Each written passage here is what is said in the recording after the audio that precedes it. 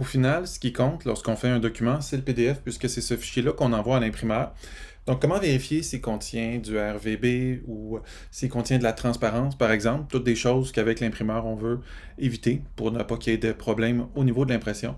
Alors, on va aller ici dans Acrobat avec un fichier dans lequel j'ai mis volontairement là, des petites erreurs. Donc, c'est la fenêtre Contrôle en amont qui va nous permettre d'aller vérifier ça. Comment est-ce qu'on va la chercher? On va dans les outils d'Acrobat et on localise le petit icône Pré-Presse. Une fois qu'on est rendu là, on va avoir un onglet Pré-Presse et on va avoir l'onglet Contrôle en amont qui va nous permettre d'aller vérifier ces problèmes-là.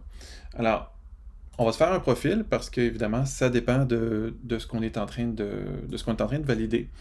Donc, on va aller dans les options ici, puis on va faire créer un profil. Chaque circonstance va avoir son profil différent. Donc, je vais aller créer un profil ici. Et là, je vais lui donner un nom. Alors, par exemple, démo YouTube.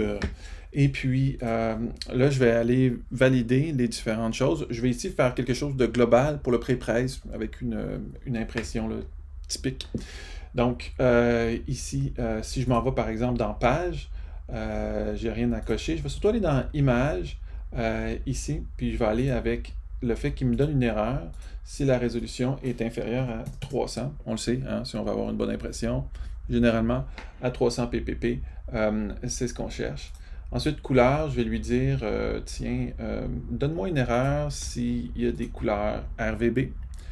Je vais aller dans rendu, par exemple ici, je vais dire, donne-moi une erreur s'il y a de la transparence. La transparence, on le sait, au niveau du processus de pré-presse, surtout si on imprime sur des offsets commerciales, c'est problématique. Ensuite, on va aller dans les conformités. Je vais dire, tiens, admettons que j'ai droit à la norme X3A, PDF X3A. Mettons, c'est ce qu'on me demande. Puis généralement, c'est quand même assez standard, le X3A. Donc, je vais lui demander de m'arrêter ici. C'est à peu près tout pour le restant, mais bon, vous pourrez faire le tour, voir si ça correspond à vos exigences par rapport au pré-presse dans les différents mandats. Donc, une fois qu'on a terminé, on pèse sur OK.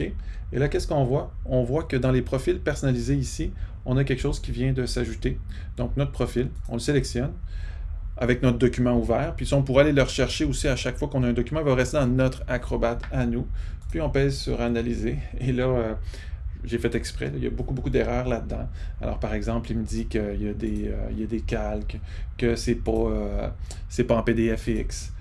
Que j'utilise la transparence à telle page sur tel objet. Fait que c'est possible pour moi de réouvrir mes fichiers, de corriger, puis de réexporter là, au format PDF de manière à corriger les différentes erreurs. Donc très pratique cette fonction-là de contrôle en amont d'Acrobat, parce que c'est vraiment la dernière étape, c'est le PDF. Donc c'est ça qu'il faut